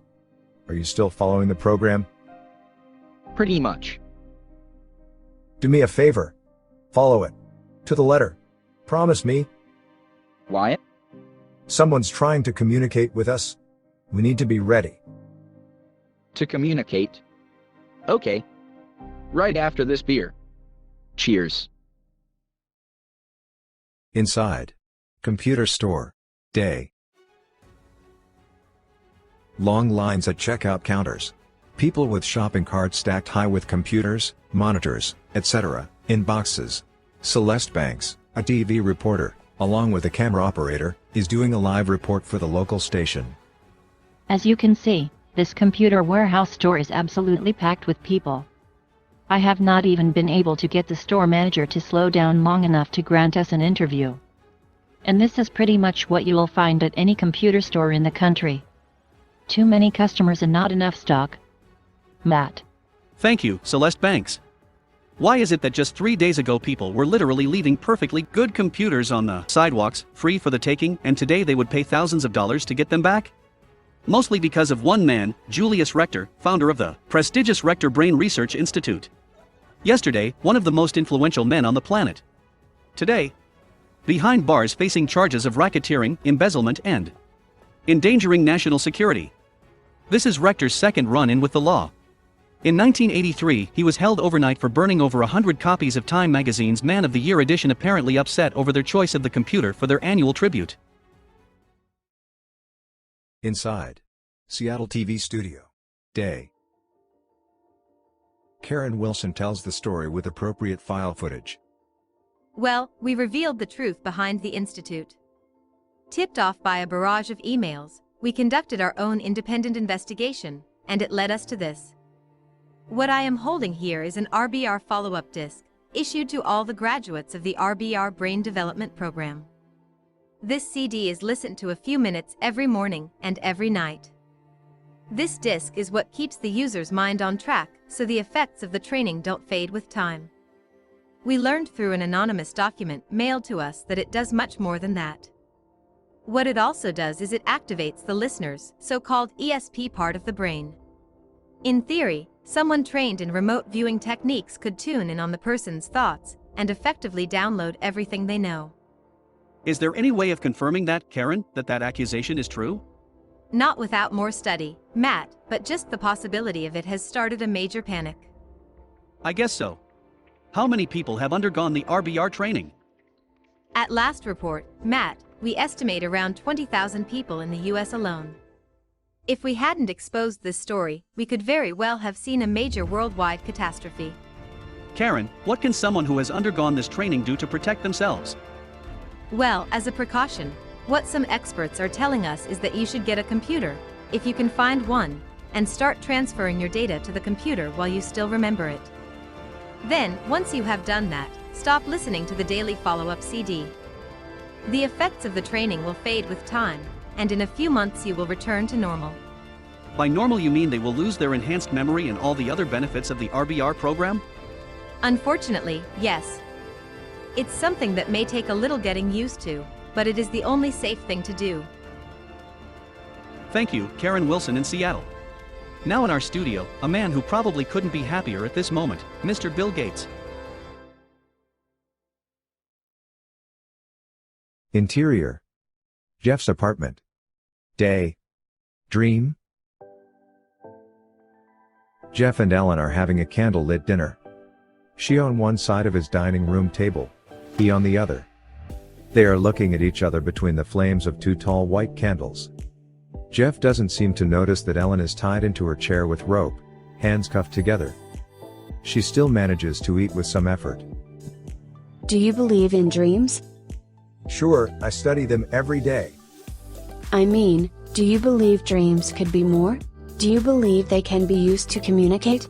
To predict the future? I don't know about that. There's no evidence that I know of. Sounds to me like science fiction. Bartlett pears? She offers a spoonful to Jeff. Suddenly, without warning, Julius appears, also at the table, holding a dog on his lap, petting it and speaking loudly, surprising Jeff. Nice. Boy. You like black labs? Jeff yells. No, wait. Interior. Jeff's apartment. Day. Jeff is lying on his couch, headphones on. He is jarred awake by a knock on the door. He jumps up, stumbles, the CD Walkman follows, tethered by the headphone cord. The player falls on the floor, smashing to pieces. Jeff, hardly noticing, runs to the door. It's Teddy. He runs in, talking a mile a minute as Jeff struggles to awaken. I know where she is. Ellen. I saw it in the dream. She's a G-Lab. I got that. I just had one too. Somebody is holding her there. I also saw Julius. He kept calling me darling, or Dorling. A part of this somehow. This is so nuts. Can this be real? Guess so. Julius has some kind of plan? Boy, I'm so confused. But no. We've got to go. Now. No way. We don't even know where it is. And if we did, how would we get in? Let's call the police. Good one. He picks up an imaginary phone, holding it to his ear. Hi, this is Jeff Hecht. You need to go to the RBRG lab. No, I don't know where it is, but you've got to go there and rescue Ellen Rector. She's being held captive. How do I know? Well, a friend and I dreamed it. Hello? Hello? They hung up on me. Inside, Jeff's car. Day. Jeff and Teddy drive slowly by a large, unmarked building in a quiet residential neighborhood. What did I tell you? God, it's nice to have this kind of, whatever you call it. That's got to be it. Makes me feel sharp. This has got to be the place. Parking places for security, a few employee parking spots but no spots for visitors. Makes you feel real welcome, don't it? Jeff and Teddy approach a heavy glass security door. There is a visible camera above the door and a keypad locked to one side of it. Just try to look nonchalant. 48812. What? The code. 48812. Teddy punches the code in the keypad. A loud lick is heard, then he pushes the door. It opens. They exchange a quick glance and enter. Inside, G-Lab airlock. Day. They enter an airlock where a uniformed guard, sitting behind a security window, confronts them. He motions towards a line on the floor in front of a black rectangular window. Stand up to the scanner, please. Look straight ahead. Teddy shrugs slightly, then toes the line and stares into the scanner. A tiny red light glows inside, scanning back and forth. Name. Dorling. Dorling? Okay. Next. Teddy, apparently cleared, steps aside, mouthing the word Dorling. Jeff stands up to the scanner, staring into it. Bartlett. Bartlett, okay. Go ahead. The inner door buzzes, then opens. Come on, Bartlett, what are you waiting for?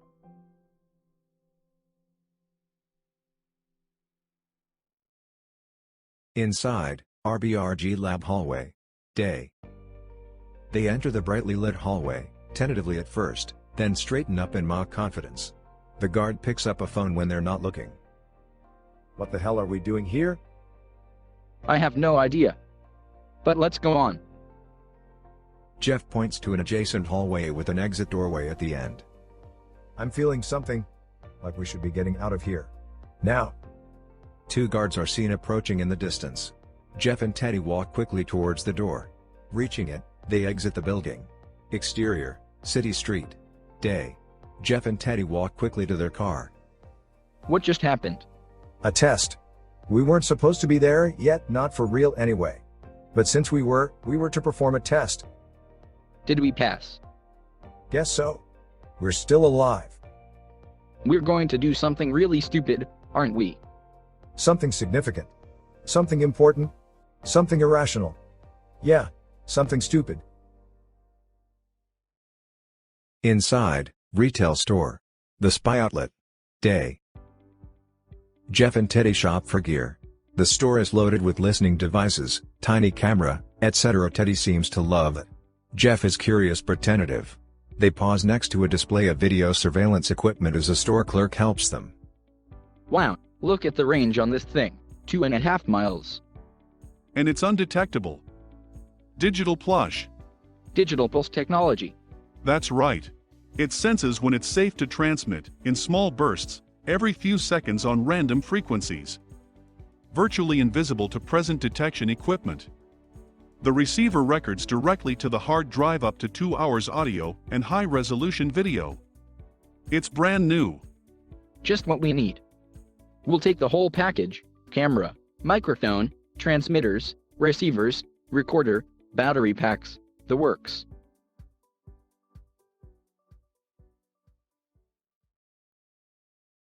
Exterior, Ellen's boat. Day. Dream. Jeff and Ellen lounge on a beautiful sunny day in the middle of a large bay. They're wearing swimsuits and there is a strange perfection about the whole scene. The color of the sky is brilliant blue and the water is extremely clear. Nice, isn't it? Beautiful. I love being here. I have something for you. Something you'll like. She turns in her chair to face him. He sits up straight, curious. Take a minute to look around. Look at that sky, the mountains in the distance, the water. So perfect, almost like a dream. Like you are dreaming, right now. This is your dream. And you are free to explore, free to do anything you want. Jeff looks puzzled at first, then, realizing what she has said, he gets a look of wonderment. He looks around, then stands, smiling, holding his hands out at his side. He starts moving his arms up and down, like wings. He jumps, then lifts off, floating above the boat deck. He continues to wave his arms, gaining altitude. He flies, high above the boat, doing aerobatics and screaming with delight as Ellen watches, amused. He dives down and as he hits the water the POV changes to Jeff's view of the wonders of the undersea world. The water is perfectly clear and the sea life brilliantly colorful. He looks up to see the bottom of the boat above, and Ellen leaning over the side to watch him. Jeff resurfaces quickly, flies up and approaches Ellen from above. Hey, big boy, you're a little excited, aren't you? So you noticed. POV changes again. We see Jeff spin around quickly so his back is to Ellen. She comes up behind him, putting her arms around him. He is slightly embarrassed. Hey. What's wrong? Well, if we're dreaming this together, then you'll remember. This? No. That's not how it works.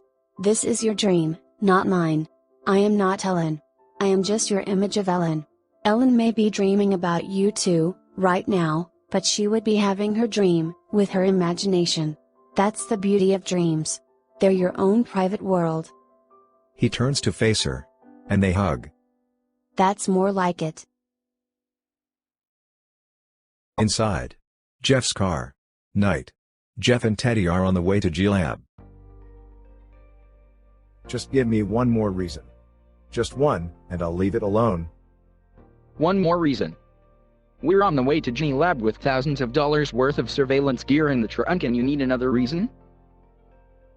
Humor me, will ya? Okay. What if the world were to find out that one country, the US, had been secretly tapping into people's brains without their knowledge, sucking all the military secrets out of every nation on the globe? How unpopular do you think that would make us? And if that doesn't make you wet your pants, consider this, Mr. Integrity, we made it all possible. You, and me. We're going to jail. You know that. Exterior, residential street. Night. Teddy and Jeff pull up to a secluded spot a few blocks from G-Lab. Jeff locks the doors and opens the trunk. The two reach in and don flesh-colored gloves. Teddy picks up a pair of glasses, puts them on and routes a tiny wire to a hidden box under his shirt. He then switches on the TV monitor and portable receiver in the trunk. The screen comes to life, flashing the pictures from the camera in the glasses. Teddy takes the glasses off and points them towards his face, smiling at his picture on the screen. Jeff slaps him on the back of the head. Come on, Brando, we only have 2 hours recording time. Teddy gives Jeff a mocking look, puts the glasses back on and reaches into the trunk for a set of headphones. He puts one side up to his ear. Okay, turn on the mic. Jeff reaches under his shirt and flips a switch on his transmitter. Got it? Testing 1 2 3. Got it. Let's go. Teddy puts the headphones away, turns off the monitor and closes the trunk. They shake hands and head off towards G-Lab. Exterior, G-Lab entrance. Night. Teddy and Jeff stroll up to the door looking as confident as possible, giving each other one last apprehensive glance before Jeff punches in the code. The guard inside notices the two with some interest. Come on. Open it. It didn't work. It's the wrong code. Relax. Let it come. It's probably a new code every day. Feel it. Jeff takes a deep breath, smiling slightly to the guard inside. He punches in another code. The reassuring click is heard. He pushes the door open. Inside, G-Lab airlock. Night. Teddy steps up to the scanner, looking straight ahead. Name? Dorling? Just then, a buzzer goes off inside the guard station. The guard picks up a telephone handset, watching the two while he talks. After a few seconds, he returns the handset, and his attention back to Teddy. Okay. Next. Teddy steps aside and Jeff steps up to the scanner. Name? Bartlett. The door buzzes, then opens. This time as they head down the hall they are called back by the guard. Hey Dorling, Bartlett. Aren't you forgetting something? The two freeze. Think. Look around and notice a rack on the wall of keycards in tiny locked compartments. Oh, keycards. Yeah. Thanks. They look for their names, punching in codes to retrieve them. Luckily, they pass the test. They then swipe their cards in a reader on the side of the rack, and walk down the hallway. I'm glad you got me back on track. One jelly donut might have clogged up the old brain. That was too close. Yeah, well, we're not done yet. The two pass several men and women in lab coats, exchanging pleasantries along the way. The two pass several men and women in lab coats, exchanging pleasantries along the way. They come to a large fire door marked high security area, no admittance. Jeff swipes his card in the lock, holds his hand up to a reader, then punches yet another code in the lock. This is so cool. I remember all this from a dream. Even the people. I knew what they were going to say. Just then a loud alarm sounds. A red rotating light paints the hallway with a tense beam. Two guards approach, running. Hold it. Stay right there. Sorry about that. Try it again. One of you will have to stand back. One at a time, please. Oh yeah, I remember. The guard stands watch as Teddy stands a few feet back and Jeff goes through the routine. The door slides open. Jeff enters and the door closes with a heavy thunk behind him. Then Teddy approaches, swipes his card, holds his hand up to the reader, then punches in his code. Again. The door opens. Teddy goes through and the door closes solidly. Inside, G-Lab corridor. Night. Jeff and Teddy walk down this new hallway. It looks completely deserted. No people. No activity whatsoever. They stop at a door marked Computer Lab, swipe their cards then enter. They enter a massive room filled with computer equipment in racks and on custom cabinets. Along one wall is a series of Windows isolation booths. Looking through the windows they see the booths are similar to the chamber at the sleep lab, only more elaborate. Instead of beds, there are large leather recliners, headphones and a blindfold hang near the head of each, and each has an array of straps, sensors and wire. The data must feed directly into those computers where it's analyzed. As they make their way through the cavernous room they see a huge bank of monitors. Some of them show constantly changing, jerky pictures. Every few seconds a screen blanks out for an instant. It's hard to follow the action on any of the screens, but they are various places inside homes, offices, outdoors in traffic. Being nighttime, many of the screens are black. What do you make of that? My God, is that what people are actually seeing? You can see their eyes blinking. Look how jerky the eye movements are. Yeah, and it's probably stabilized. Electronically too. Unbelievable. Why don't you scan that screen full of data, just for effect, and I'll download it. We'd better work fast. Jeff pulls a portable hard drive out of his pocket, plugs it into a computer and starts downloading files while Teddy proceeds to record everything in the room with the camera. He goes to a large cabinet built into the wall. The red and white striped door is marked emergency use only. Do not open. He punches a code in the nearby lock and slides the heavy door up, revealing a row of boxes and plastic 5-gallon bottles. Teddy comes over. Hey, this is my department. Okay, Pyro Man. Get to it. As Jeff goes around the room describing everything he sees in detail, Teddy rolls out a huge bottle, placing it in front of a rack of computers. He gets another bottle and another, positioning each one close to a key piece of equipment. Jeff retrieves his portable hard drive, putting it in his pocket. Don't want to forget this. Hey, a little help here. These things are heavy. The two lift one of the bottles up onto the counter in front of the monitors and a large control board. So this is the goo. Yep. Dries tacky in 5 minutes and rock hard in less than an hour, assuming it's spread thin. Anybody finds any evidence of this place, they won't be able to make heads or tails of it. If they can even get the door open. Nice of them to put it here for us. Teddy gets a large box out of the cabinet, pulling out a couple rolls of wire and several small black blocks.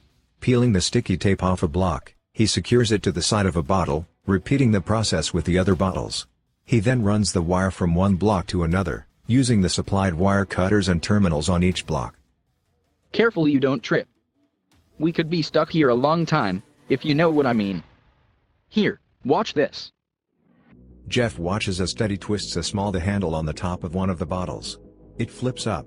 He pumps it up and down a few times and then locks it back down. This starts the resin and the hardener missing, activating the goo. You only need to pump it 4 or 5 times. The explosive will do the rest. Jeff goes to another bottle and follows the procedure. Wish I could be here to see this when it goes. Soon all 10 bottles are positioned, mixed and the charge is wired. Teddy gets a large timer out of the box, attaches it to the side of a rack and gingerly attaches the wires from the charges to it. He sets the timer for 15 minutes. As Jeff watches, from a few feet away, he can see the large red numerals. Is that enough time? We have to rescue Ellen. That's all the time we have. Those bottles have to blow before the goo sets on. Besides, I've rehearsed this over and over in my mind. Here goes nothing. Teddy punches the arm button and the numerals start to count down the seconds. They both look at their watches and exit. Inside, G-Lab hallway. Night. Directly across the hallway is an office. Jeff punches a code, not clear why but it's the right one, on the unmarked door and the two enter. Inside. Gus's office. Night. Jeff goes behind the desk quickly. The computer is already on. He taps at the keyboard without taking time to sit down. He takes the portable hard drive out of his pocket and plugs it in. Gus. Gus. Gus. It's all wide open. You can tell he's an old guy. Guess he never figured anyone would come in here. Jeff downloads the information from Gus's hard drive and unplugs the portable unit, putting it away in his pocket. Before leaving he makes a few keystrokes. I gotta format his hard drive. That'll screw him up. Inside, G-Lab hallway. Night. Jeff and Teddy make their way to the next stop, following their instincts. Ellen better be where she's supposed to be. Don't even joke about that. Follow me. She's got to be close to the dining room. She was pretty clear. Suddenly they're approached by another guard. Hey, you two. What's up? There's nobody in computer lab. You supposed to be there? Yeah, just ran out for a bite. We'll be right back. Can you wait? Well, I gotta get in there. It's next on my checklist. Somebody's gotta let me in. Yeah, 5 minutes. We'll be right back. Meet you there. 5 minutes. Then I'm coming after you. They enter another hallway and approach a sign that says lunchroom. No lock this time. The two start to enter, then Jeff pulls Teddy back out, to a door down the hall. No, over here. He punches a code in the door. Nothing.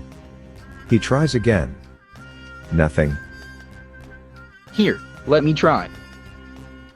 Teddy punches in a code. Click. He opens the door, gloating. Can we just go in? Interior, supply room. Night. They enter what is apparently a supply room, with shelves of paper towels and food and cleaning items. At one end of the room is a table. Ellen is seated at a table tied to the chair. Back to Jeff and Teddy. Jeff runs to the table, looks at Ellen seated at a table tied to the chair. Back to Jeff and Teddy. Jeff runs to the table, looks at Ellen's face. She has a piece of tape over her mouth, but she looks okay. Jeff gingerly peels the tape off while Teddy unties her. You made it. I'm so happy to see you. Did you set the charge? Yep. All set. He hugs her warmly, forgetting the time for a moment. God, it's good to see you're all right. They make a hasty exit. Inside. G-Lab hallway. Night. Back out in the hallway, the three are stopped again by guard 3. He is not happy. Hey, you said you'd be right back. Where the hell were you anyway? What's the problem here? Ellen Rector? Sorry, I need to check the computer lab. Here, where's your log? He hands her the logbook. She signs it off. I'm going that way. I'll check it. Sorry we kept you. Something came up.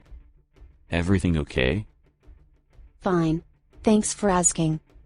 A guard salutes her, leaves. Jeff looks at his watch. We'd better get going. This way. As she points out the exit, Denit stops them. Wait. I've got to do something. He starts running back towards the computer lab. Jeff and Ellen follow, reluctantly. What the hell? Just take a second. Hang on. At the computer lab, Teddy punches the code and enters, alone. Jeff and Ellen pace outside. Ellen looks quizzically at Jeff. I have no idea. It's so good to see you. They hug. Very quick.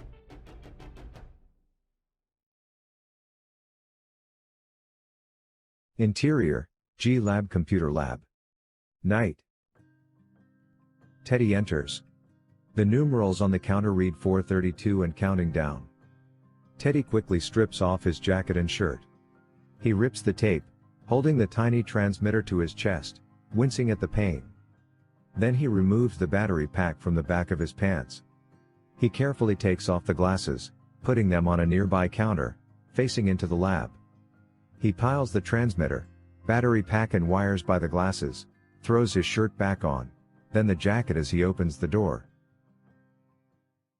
You want to get us killed or what? It's on tape. Duh, but there's nothing like seeing it live. It was beautiful, man. Besides, we've got Ellen right here. Beautiful. Did you see that mess? Ellen, looking in rearview mirror. Oh no. You'd better stop. Just then Jeff notices the lights of the police car approaching, siren blaring. He pulls the car over. Inside, county jail. Day. Jeff, Teddy and Ellen are in a jail cell together. Sheriff Bowman enters, unlocking the cell door. Okay, check out time. Get your stuff. Now what? You're free to go. We have nothing to hold you on.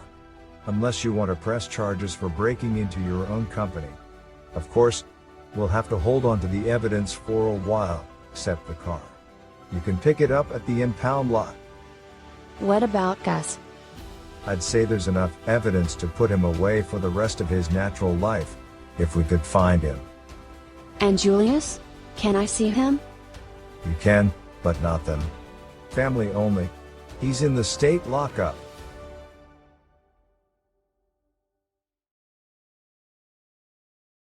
Interior, Jeff's car. Day. Teddy and Jeff are waiting outside the state lockup, for Ellen. She is in visiting Julius. Are you still mad at me? No. Come on, it worked out okay. We're not in jail. Ellen's in charge of RBR. We nailed Gus. It's all good. Sure wish I had that tape now. Inside, state lockup cell. Day. Ellen is sitting across a table from Julius. He is calm and collected, looking confident, even in prison grub. You like him, don't you? Yeah. I've got to tell him. I think it's time. We're done with this phase. I think we're out from under the influence of Gus for good. All we need to do now is regain credibility with the public. Looks like you're in charge. Thanks. That won't be easy, but once the truth comes out we'll be better than ever. Maybe a little smaller, but it'll be all ours. You okay? Couldn't be better. I'm just hanging around for a while to see what develops. It's not a bad place really. Inside. Jeff's car. Day. Jeff and Teddy continue to chat. There's something that doesn't feel right. What's that? Something about that ESP trigger thing. Why couldn't we replicate it exactly? Why is it the experiment worked when we showed it to Ellen, But later, we just never could seem to get the full transference. Don't know. It's complicated stuff. The more we learn, the more we find out what we don't know. Ellen opens the car door. Want to make another stop? Sure. Inside, Rector's office. Day. Ellen sits behind Julius's desk, looking through some papers. Jeff and Teddy sit on the other side. So, guess this is all yours now. Well, for now. Hey, could you use a researcher or two? Of course. Would you consider coming back? If the money was right. I might be persuaded.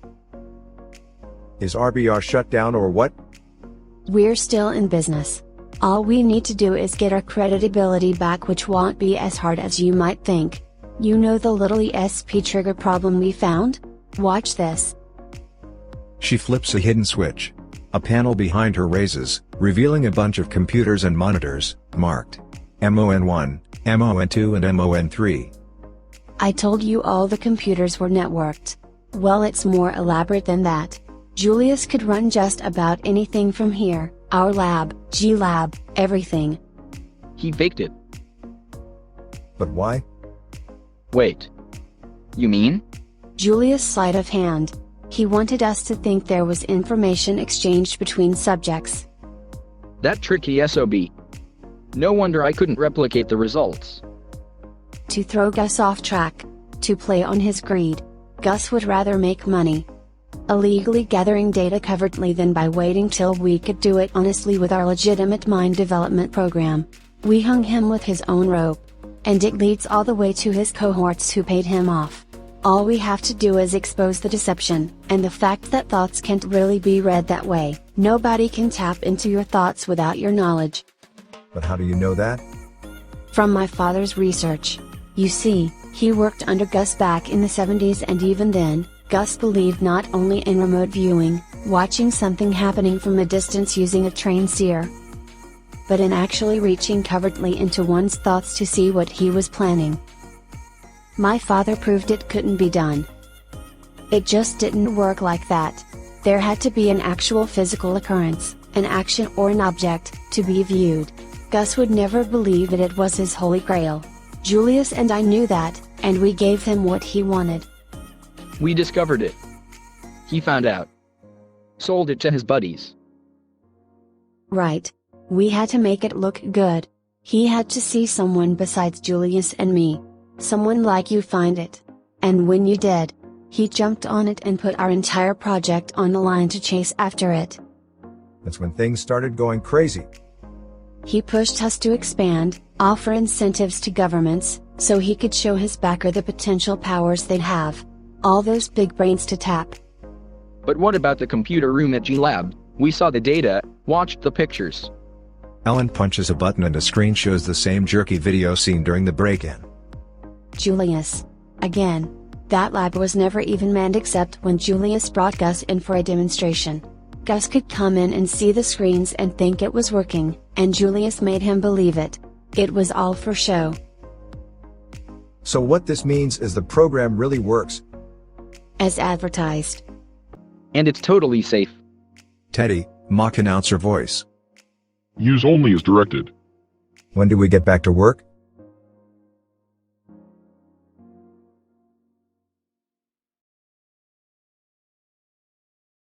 Exterior. Marina. Day.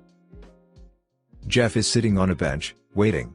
Ellen comes up, sits beside him. Hey sailor, wanna party? The two walk to the pier where Ellen's boat is docked.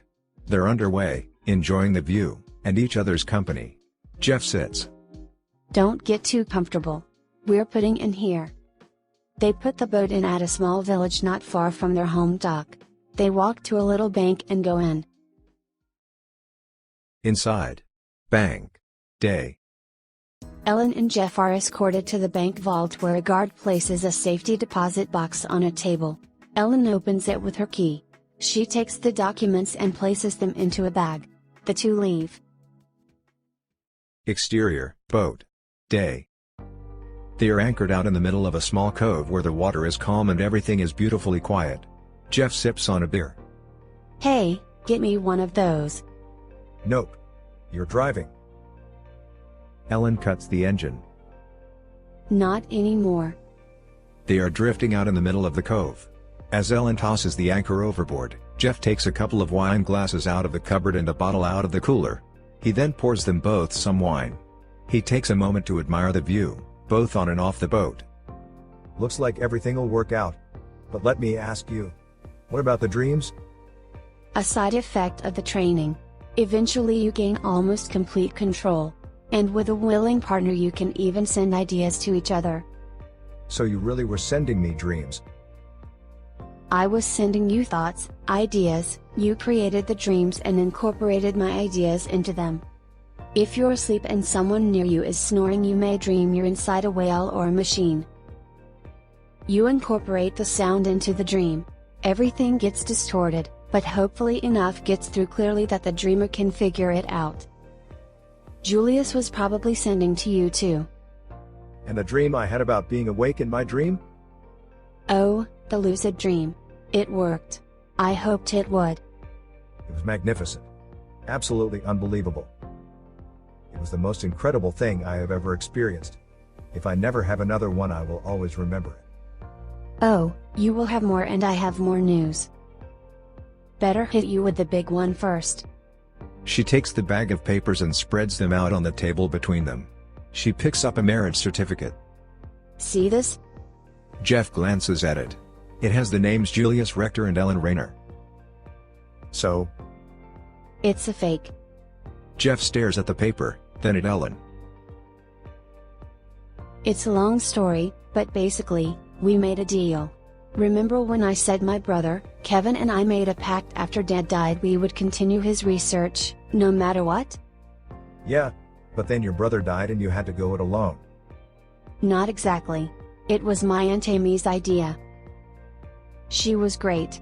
She had these documents, my dad's research. He would go home at night, write everything down and put it in his safe. Then he would give them to Amy for safekeeping. Later he hid them on Goat Island. He would leave out little things along the way from the official record, so if someone else tried to follow behind him, they'd get stuck. When Dad died, Amy went straight to Gus. She knew without Dad, Gus was out of a job. She had what he wanted, the research, and the only way he could benefit from it was to set us up in school and get us the funding to start our own business. Smart woman. Yeah, gutsy too. She was an ex-cop, a real scrapper. Plus she had nothing to lose and wouldn't take any crap from anybody.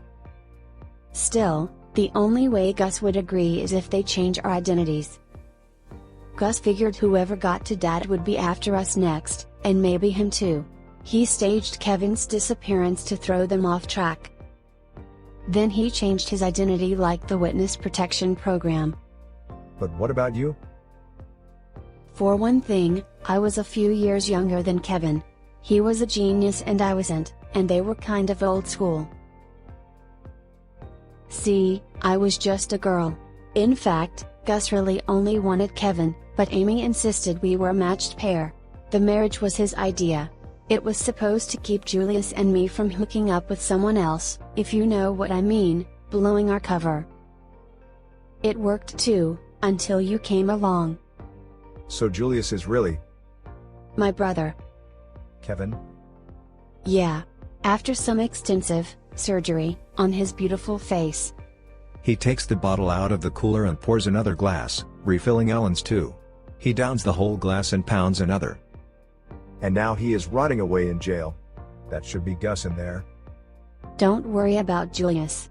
Kevin. He can take care of himself. Hey, let me see that marriage certificate again. Ellen hands him the certificate. Jeff stands up, tears it in half, then in quarters, then in little pieces and scatters them overboard. He then grabs Ellen.